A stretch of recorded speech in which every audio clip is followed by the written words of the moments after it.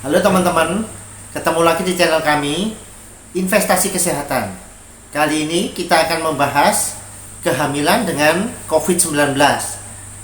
Bagaimana mencegahnya dan bagaimana kita tata laksananya akan kita singgung sedikit. Salam sehat sampai tua, simak terus sampai selesai ya. Hai teman-teman semua, ketemu lagi di channel Investasi Kesehatan. Sebelum kita mulai pembahasannya, jangan lupa untuk subscribe ya, supaya kami tambah semangat untuk membuat video-video selanjutnya yang penuh ilmu dan mudah-mudahan bermanfaat bagi orang banyak. Oke, tanpa berlama-lama lagi, langsung aja kita bahas materinya. Salam sehat sampai tua. Cekidot.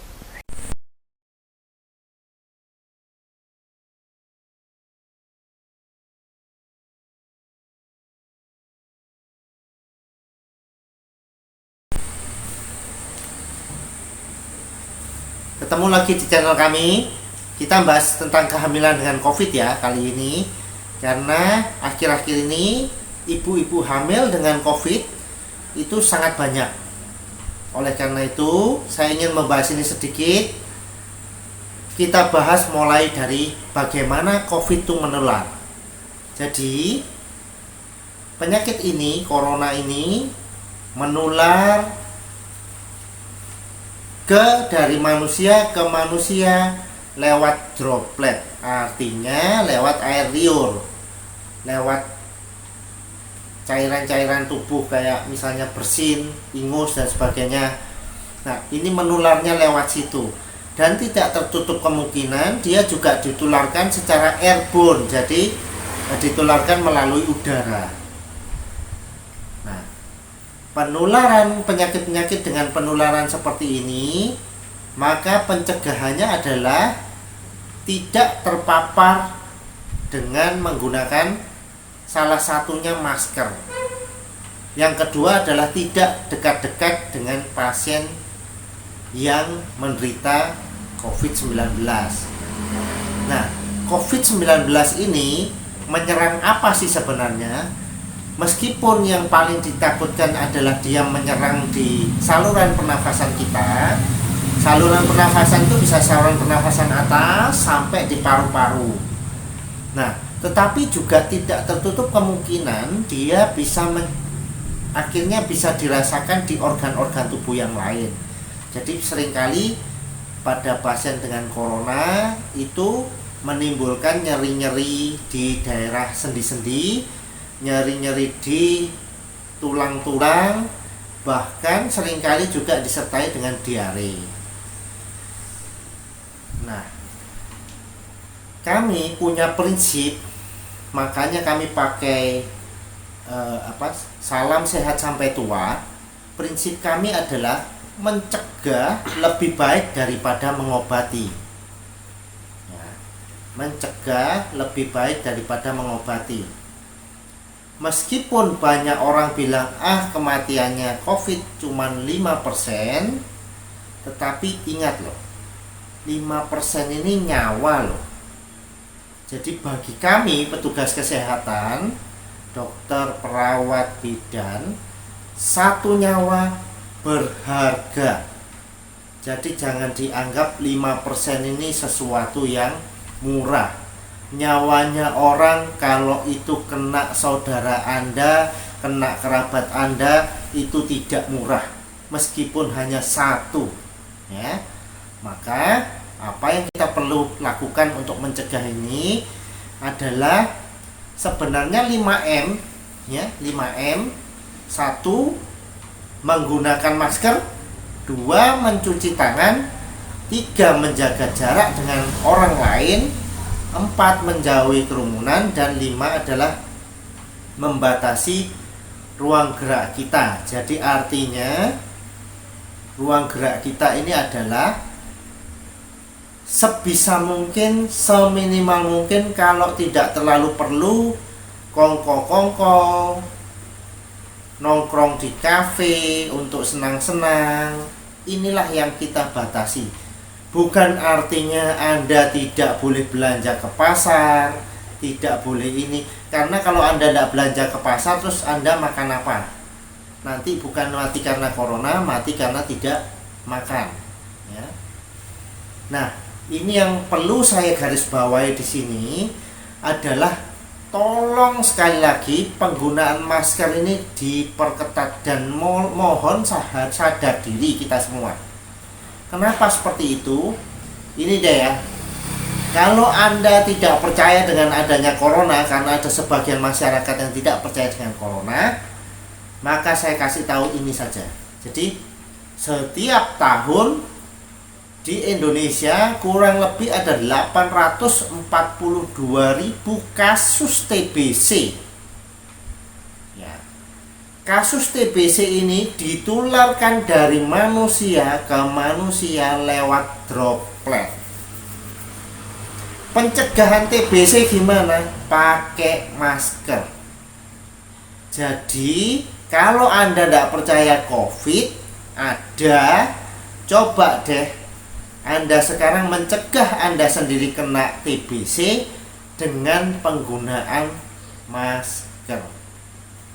Jadi kalau Anda tidak bisa nanti, karena saya lihat ada fenomena di masyarakat bahwa saya tidak kerja maka saya tidak mati karena corona, tapi saya mati karena tidak bisa makan.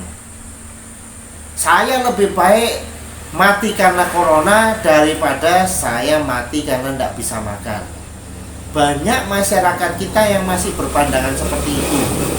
Maka saya tidak minta macam-macam di sini. Kalau Anda memang harus bekerja untuk mendapatkan penghasilan tiap hari, satu, gunakanlah masker dengan benar.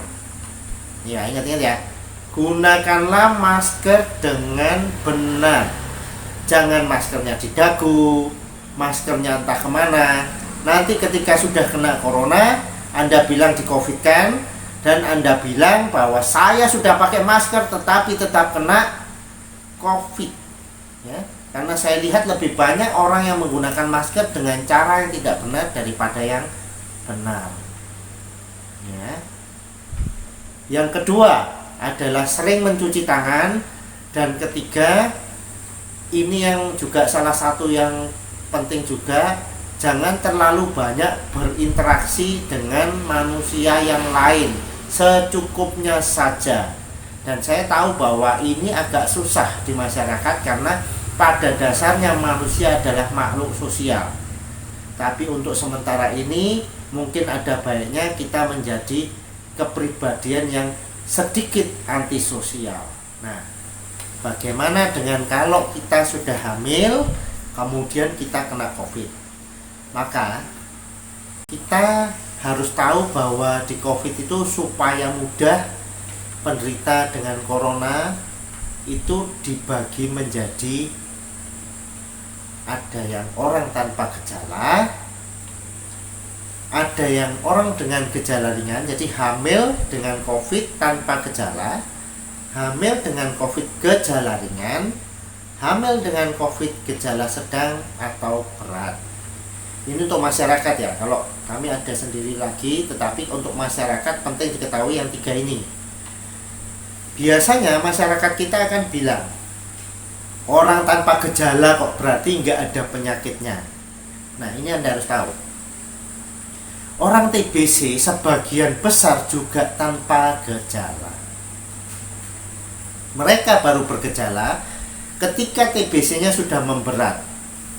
Mulailah batuk-batuk, sesak nafas, batuknya nggak sembuh-sembuh, diobati apapun. Nah, itulah awal-awal tanpa gejala. Ini kayaknya kita udah pernah bahas bahwa tidak semua penyakit ada gejalanya ya. Jadi Anda bisa lihat di sini videonya tentang penyakit ada gejalanya atau tidak, dan yang lain-lain Anda bisa lihat di sini.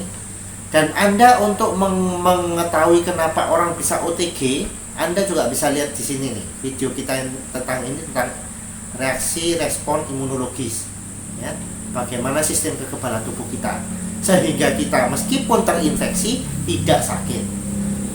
Nah, orang yang tanpa gejala ini tetap perlu diobservasi. Siapa yang mengobservasi? Diri sendiri.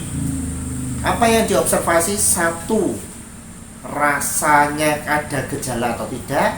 Yang kedua, apakah frekuensi pernafasan kita normal?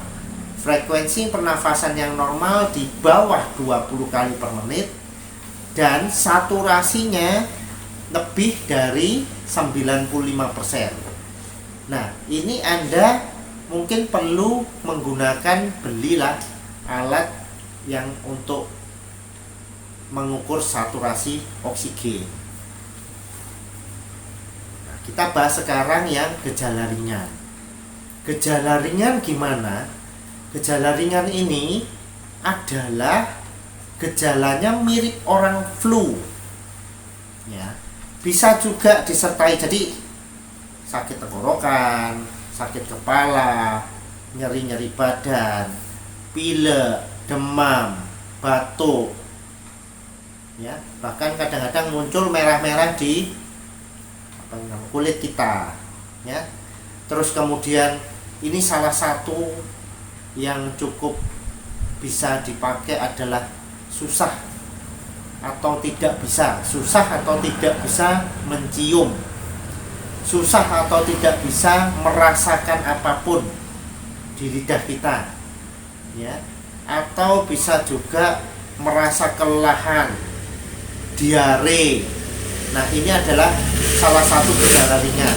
Terus bagaimana kalau kita terkena hamil dengan gejala ringan ini? Hamil dan gejala ringan harus kita observasi, terutama oksigen saturasinya dan frekuensi pernafasannya, karena yang paling kita takutkan adalah kalau infeksinya menyerang ke paru-paru nantinya.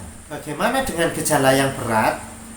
Gejala yang berat adalah tanda-tanda klinis dari pneumonia, ya. Jadi tanda yang ringan tadi ditambah dengan adanya demamnya nggak turun-turun, sesak, batuk, nafasnya cepat lebih dari 20 kali per menit, ya, terutama kalau di atas 30 kali per menit, dan saturasi oksigennya di bawah 95%.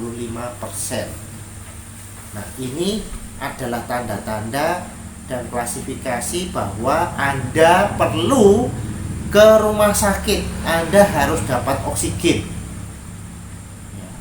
Kalau gejalanya sudah sedang atau berat, ada tanda-tanda pneumonia, ada tanda-tanda happy hipoksia. Jadi ini ada salah satu di surat kabar kemarin yang menyesatkan, ya. Happy hipoksia itu bukan Anda tertawa kemudian Anda meninggal, tetapi happy hipoksia itu adalah Anda tidak merasa bahwa Anda kekurangan oksigen, padahal tubuh kita kekurangan oksigen. Inilah yang disebut salah satunya juga tanpa gejala. Jadi kalau saturasi oksigen di bawah 95% itu, maka ini sudah bahaya. Segera cari oksigen, segera cari rumah sakit terdekat untuk berobat. Nah, video kita kali ini sampai di sini dulu. Nanti di part 2 kita akan bahas tata cara bagaimana untuk ibu hamil dengan corona ini atau dengan COVID-19 ini melakukan isolasi mandiri. Jangan lupa tonton video kami berikutnya supaya pengetahuan Anda lengkap tentang ibu hamil dengan COVID-19. Sampai ketemu di video berikutnya. Terima kasih. Salam sehat, sampai tua. Gimana teman-teman? Sudah pada mengerti apa belum? Nah, kalau udah pada ngerti, jangan lupa untuk di like ya, dan share link ini ke sebanyak mungkin media sosial supaya makin banyak orang yang mendapatkan manfaat dari menonton video ini. Nah, bagi yang belum ngerti atau ada pertanyaan, silahkan tulis pertanyaan dan komen Anda di kolom komentar. Oke, salam sehat, sampai tua.